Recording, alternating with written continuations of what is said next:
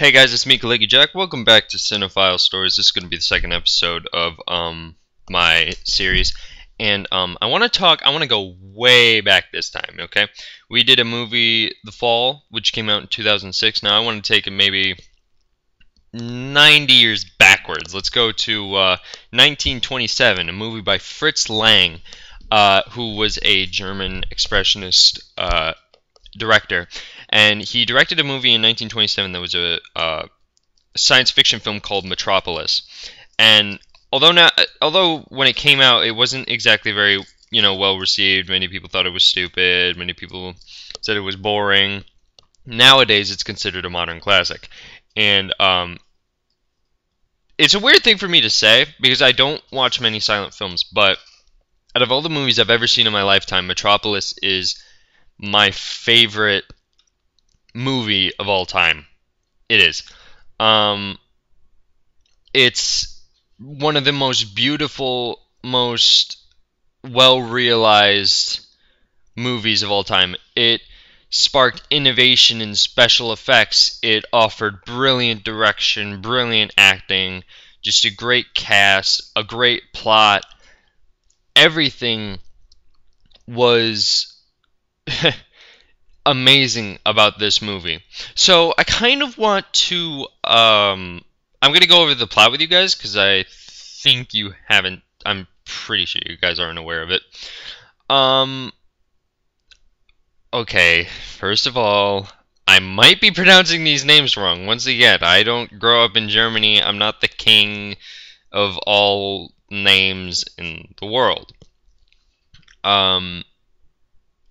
So, yeah. Let's start with the beginning. Gustav Frolik plays Freder. He is the son of a wealthy business owner in this future dystopia.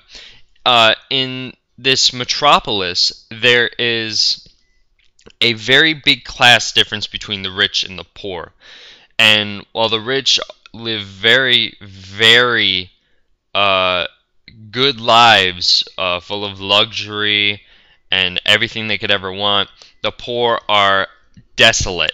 They are suffering greatly.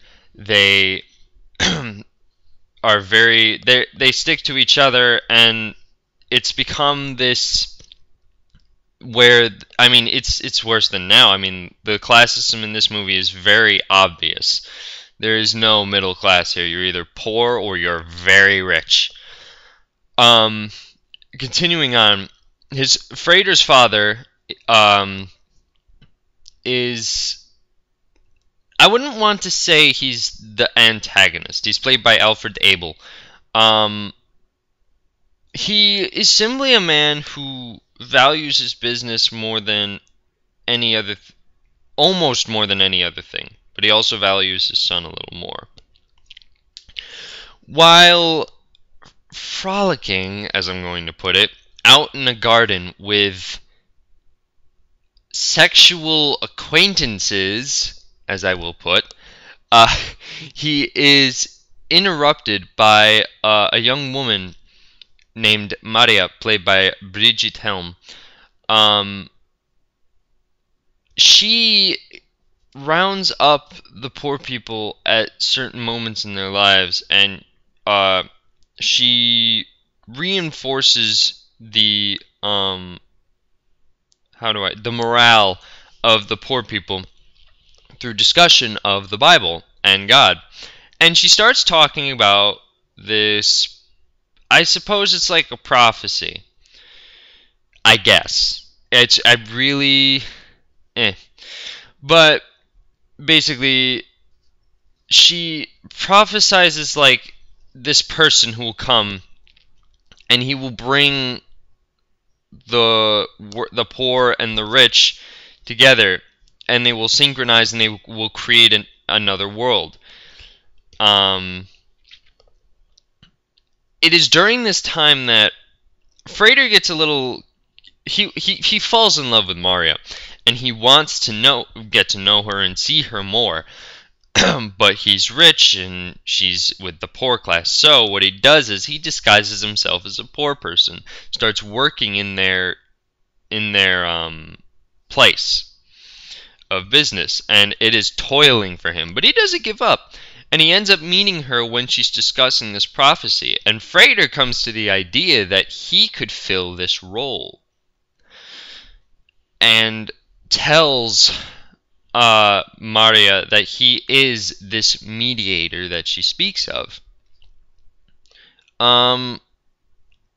All the while, Frater comes to see, because he had never known how bad the working class have it in Metropolis, and how much his father doesn't seem to care. And basically the movie kickstarts from there. And I absolutely love it. It's... I don't even... It's hard to really put a pinpoint on one thing that I like about this movie more than the rest. I mean, it's also, Metropolis, fun fact, it's also considered the first feature-length movie of the science fiction genre. It's very interesting.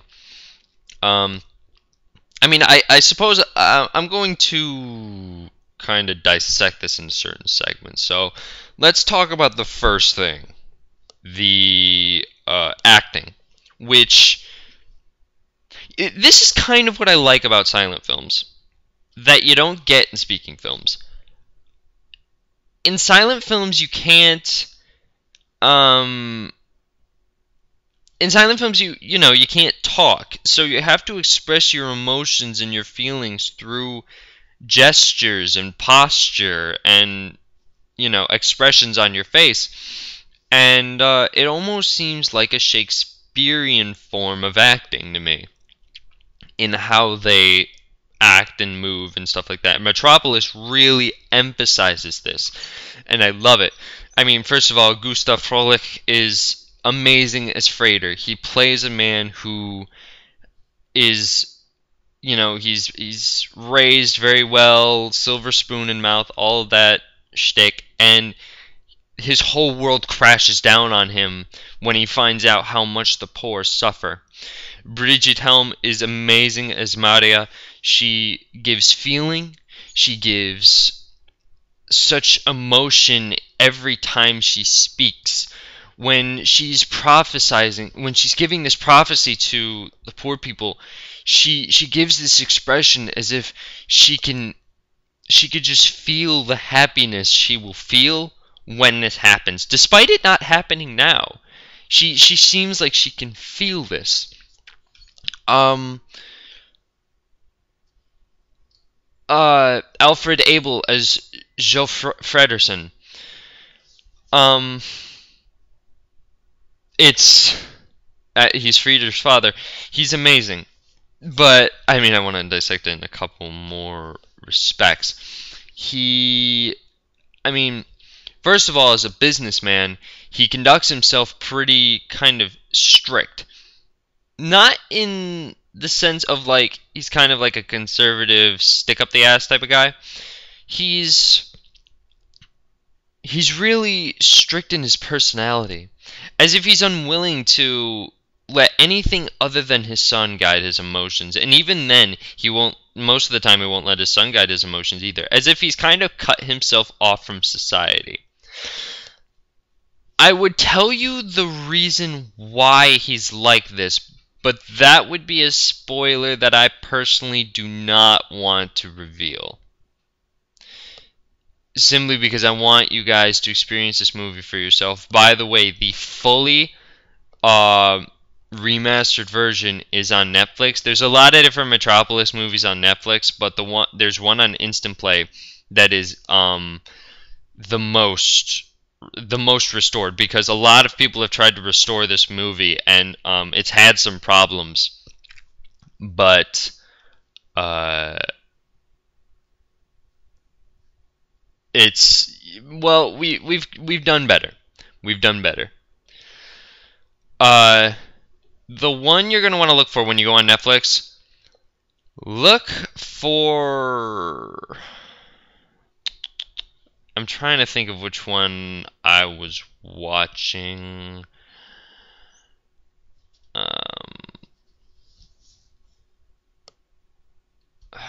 see. I think look for the 2008 version. That's no.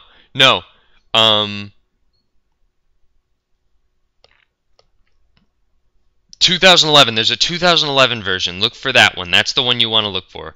It's also, if you don't want to get it on Netflix, it's also available on Blu-ray for those of us who have a PS3 and stuff like that.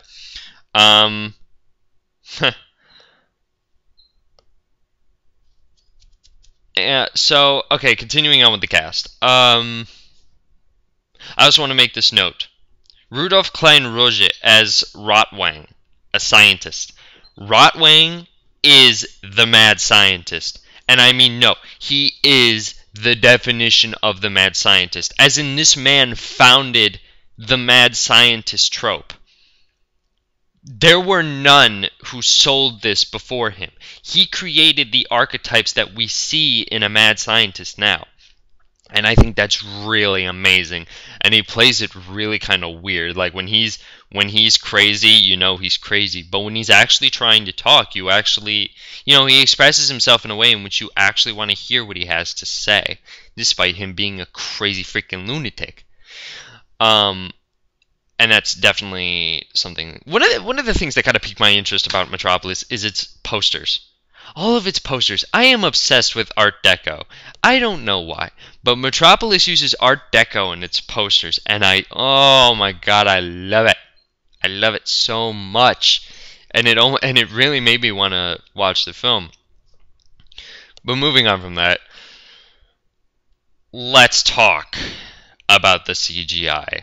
It's not even CGI. I'm sorry, I can't even call it. I gotta call it special effects, even though it feels like CGI.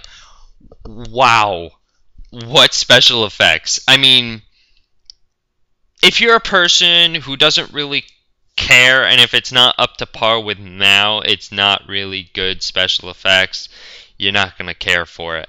But if you're a person like me that watches these films and understands the time period they're in and then assesses how good it is based off that, you would be amazed by how Metropolis puts its special effects. It is so grand in scale. I'm talking, you see this humongous city, this science fiction city, and you see planes and all of these things flying around the city. You see this backdrop of road after road, cars going up and down these roads everywhere, as if the city just goes deep into the underworld. You see this towering inferno of freaking tower where the freighters are, and it's amazing.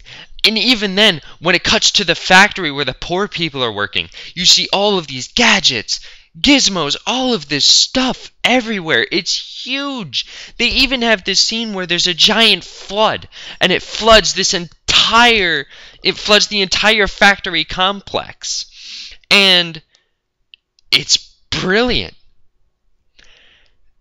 And I love the philosophical themes too. Like, this movie delves into, you know, first of all, the difference between the poor and the rich and why working together can build a greater city. But it also delves in psychology of how far will the poor go before they finally snap and do something really stupid. You know?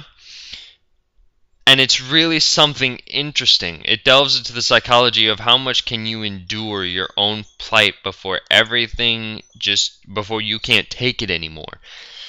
I'm not going to express where they kind of delve into that, but if you watch the film, you will see why. Fritz Lang's direction is spot on.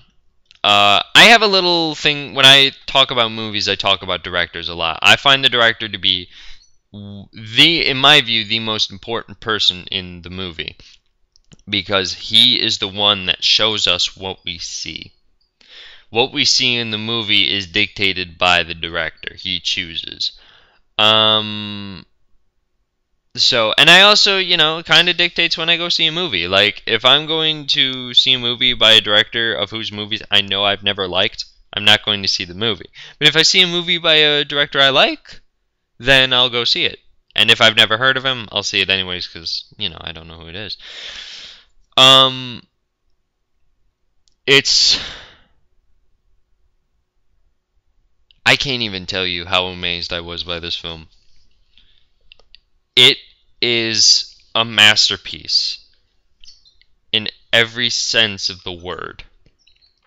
There is no set way that I can say what makes this film great. For a long time, not really a long time actually, only a couple of years, I had always considered Hugo by Martin Scorsese to be my favorite film of all time. But it's number 2 now. When I saw Metropolis, I was hooked. This is, in every sense of the word, my favorite movie of all time. No movie I've seen up till now has ever beaten what Metropolis was able to give me. And I think that's downright amazing.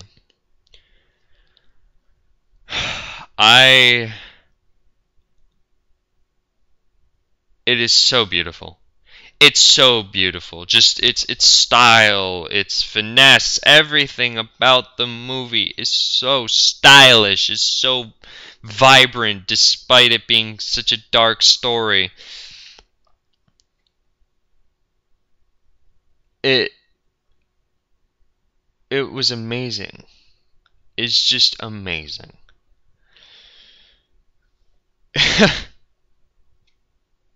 It's amazing. It's funny because what kind of makes it sad though is Fritz Lang, the director, actually later on in his life, he kind of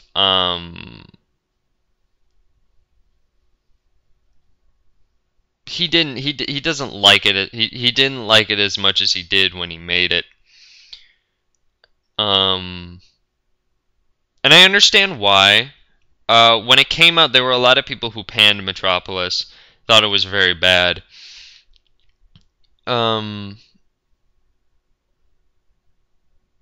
It's kind of sad. I wish he would kind of understand how much people love it now. But you know what? You know, there's nothing you can really do about it. You know, sometimes directors look back on what they've done and they say, well, you know what? That wasn't as good as I thought. I could have done better, you know? But I think it is a brilliant film. There's no other movie like it. Onto something of a little gripe. We have spent, okay, I'm going to add the years, okay? Because I gotta count with my hands for some reason. I don't know. Okay. 37, 47, 57, 67, 77, 87, 97, 2007. That's 80. 1, 2, 3, 4, 5, 6. 86 years ago, Metropolis came out. And we have spent 86 years trying to restore the film, which I think is absolutely brilliant. I am so glad we have spent all this time to restore it. I am so glad that we've got this version in 2011 that gives us the most of what we've got. By the way, keep in mind if you're going to watch the movie, do it when you have time, because this movie is long. And I mean long. Yeah. Just fair warning. Oh god, where was I? Oh yeah, we spent 86 years, and I'm so happy that we have this version now, but of all the movies that come out now, why have we not remade this movie? Why? The plot is perfect. The idea is brilliant. It would revive interest in the original movie too.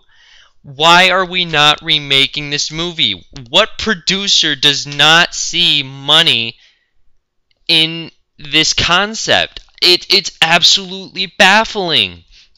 And considering the CGI we have now, we would make one of the most beautiful motion pictures of the age. Bring back the Art Deco style, but put it throughout the entire movie. Make it a brilliant form of art.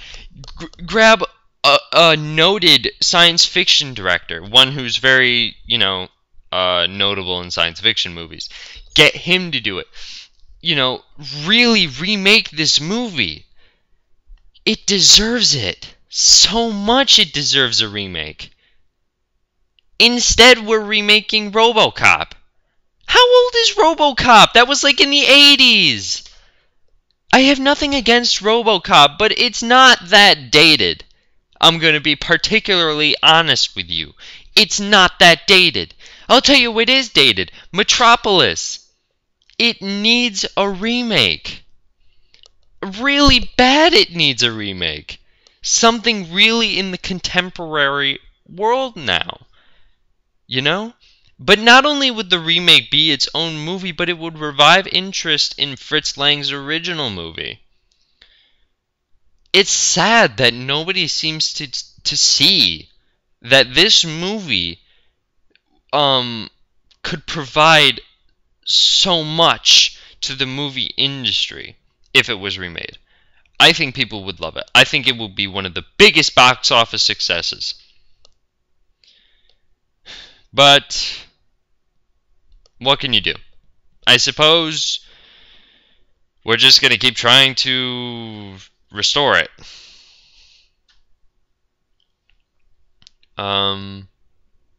It's weird. I just don't understand.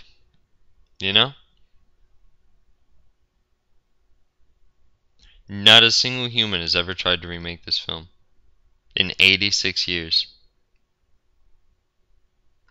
And people could come up to me and they could say, well, maybe it's because the movie stands out on its own. Maybe it's just so good that no director ever feels they'll ever be able to compare. Even if that is the case, a remake wouldn't just serve... A remake of Metropolis wouldn't just serve to be its own movie, to make money off the title, and to remake the movie to modern audiences with modern technology. But it would also revive interest in a movie that, I'm sorry, is waning in popularity now. And I mean, there are a lot of kids nowadays who will go to the movie theater and, bless my soul, will never encounter an expressionist film in their life. That's what really is hard to acknowledge. The movie audience now is blind to some of the greatest achievements in movie history. And one of those achievements is Metropolis. But unless we do something to bring this movie out into the spotlight, it's not going to get its popularity. And I want this movie remade crazy bad. I want this movie really remade. Get a modern cast to do it. Bring it to the modern audience. Modernize the viewpoint. It's not like the viewpoint's any dated. We still have that debate between the rich and the poor. That never changed. In fact, I'd even go as far as to say that Metropolis prophesized what we were going to go through now. It's baffling. It's really baffling. We've never thought of it.